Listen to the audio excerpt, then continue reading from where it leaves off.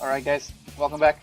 Um, and yes, Adnan McBell, I just got your notification. Yeah, I did see the ban list, and Allure's at 3, so that's really good for the deck, especially for this deck. And most certainly the Synchron deck because Allure's a good draw power card. So we play a lot of darks, and then Dark Synchro, of course, is Dark Synchro. But this is the most recent build that I've been working on. And then I had a bunch of videos that I was gonna put up, but then I was like, oh, what the heck? What's the point of putting them now? Because it'll be an outdated um, ban list by the time these go up. Like I don't know, it seemed like they seemed relevant. And then when I was deleting them, I was like, oh wait, no.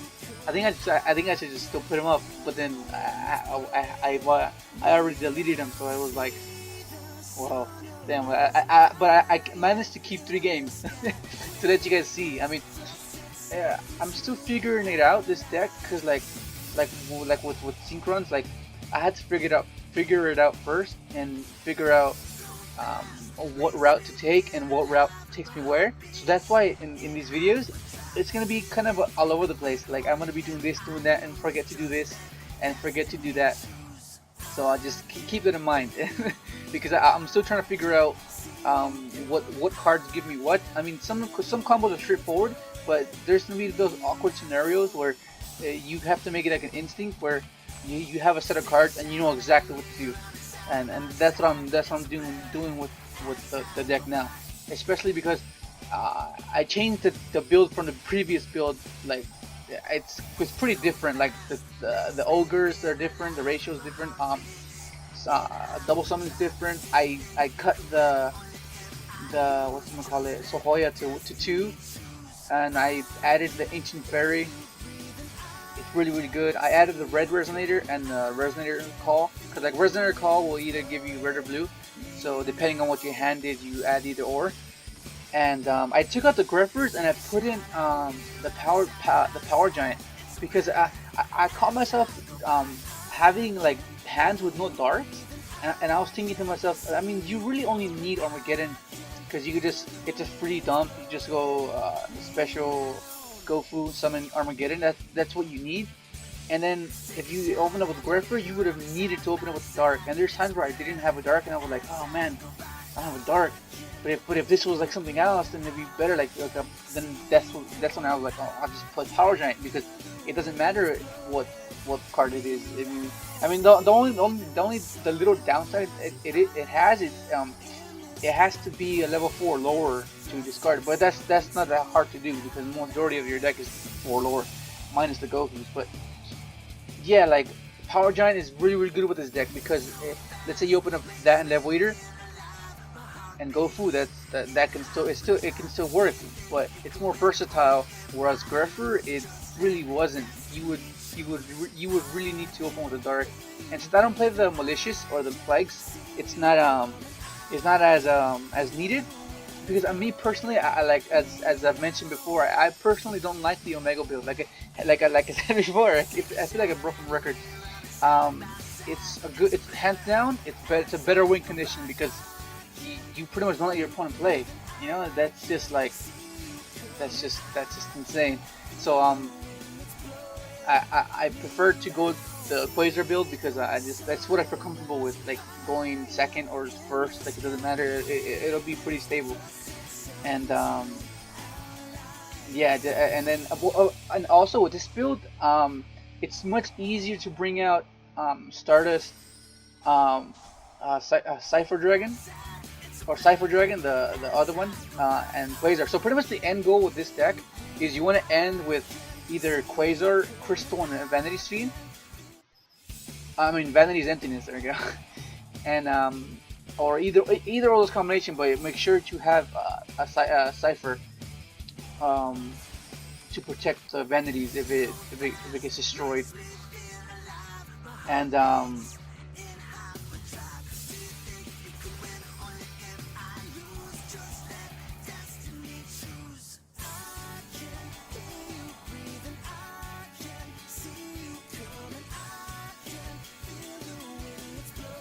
here's the build.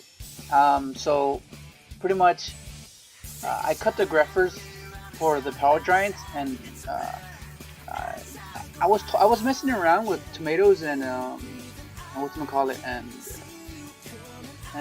creature swaps because tomato can get Armageddonite or your Gofu, and I mean, theoretically, it was cool because like if you pretty much if you didn't open it with any, like either of these, tomato would get you those. The creature swap, it doesn't hurt, it doesn't target, so then you can take ships, and yeah, I mean it was, I guess it was a pretty fun concept, a pretty, I guess, I don't know. I think that it would need more defense though. I think because I don't know, opening with that, you can't really move forward with your combo. But yeah, it was an idea. And then I swapped the Sohaya for Ancient Fairy because I saw myself needing a level 7, and then why not play Ancient Fairy when you can special summon level 2, level 4 lower, and what if you need a special summon Armageddon to get your level Eater to Grave or another tuner, so why not?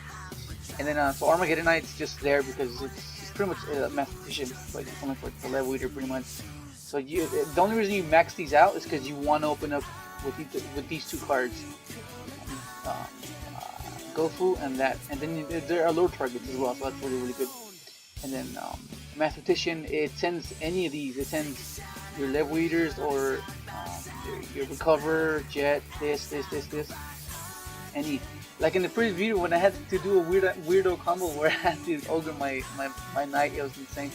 And then of course you play Gofu, which is the whole point of the deck that can make Librarian really easy. And then these two are in here because if you can't open up Gofu, you can open up this guy. Send him to grave. Like you'll feel like what I've seen myself do a lot is I would send a level eater to grave somehow, and then send him with Armageddonite, and then I would bounce this guy back. It's special grepher, and then like I'll special a 1-star tuner or something, or something along those lines, and then end up going Sohaya that way because all it needs to have is a material black one, and it becomes a tuner. So then after that I can just keep synchroing. And yeah, this is pretty much a one of because it serves the same purpose as Resonator, because you want to, because since Resonator is only once per turn, I don't want to be stuck with two. And I mean, ideally you could just lure it away, you know. But I just the way I think is like, oh, it's only once per turn, so I don't want to have any more irrelevant needs than it needs to be. And I don't know. That's the way I was thinking. And then Dandelion I was trying without it, but there was times where I was like, I actually need it. Like you need it because you play 1-star tuners, and if you open it pretty bad, then that can kind of open up your options and bulb, jet. And then I cut the ogre to 1, and then because of the ban list, it makes sense because I mean teleport's at 1 now, so yeah, you just play the 2. You play the 2 for the 1 teleport, recover, and then the 2 resonator. So pretty much depending on what your hand is, yeah, the 1 resonator call will get you either or. So it's pretty much, I don't want to play 2 of these or 2 of these or 3 of these. I just want to play 1 because you only need 1 in your first turn. So I mean, you don't want to bank your entire play on multiple of these, and it's like, I mean, are you really gonna pull that off? Is what you have to ask yourself. I mean, you only open with 5 cards, and then you're gonna go. You're either gonna go first or second. So you want to open up with multiple of these, which is different from these guys because you want to open up with it. Like this is the combo. But yeah, so that's how I saw it, and I was like, I don't play more than 1 of each, and I'll just add the resonator call, and that'll just give me whichever one I need at the time. And then Allure, draw power, then this I still like this one. This I've grown to like this a lot. It saves me so much. Elfstart, and then Rhoda, and then yeah, then Foolish. Pretty much your staples for any synchro deck. Foolish, 1-for-1. And then Reasoning is good. It's really good in this deck because you can.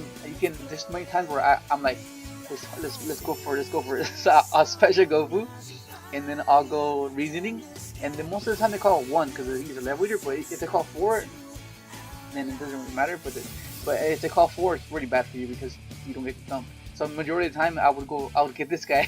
So I'd go to Gofu and then go believe in part of the cards and then just get this guy. and then that'll just get me going. And then soul charge, that's really good. And then double summon is really good because it really unclogs your hand. There's times where you open up like a 1-star tuner and like a Armageddon, and I'm like, oh damn, it only has. Then it's really good. It really it lets your hand breathe, I guess, if you were to put it into some expression.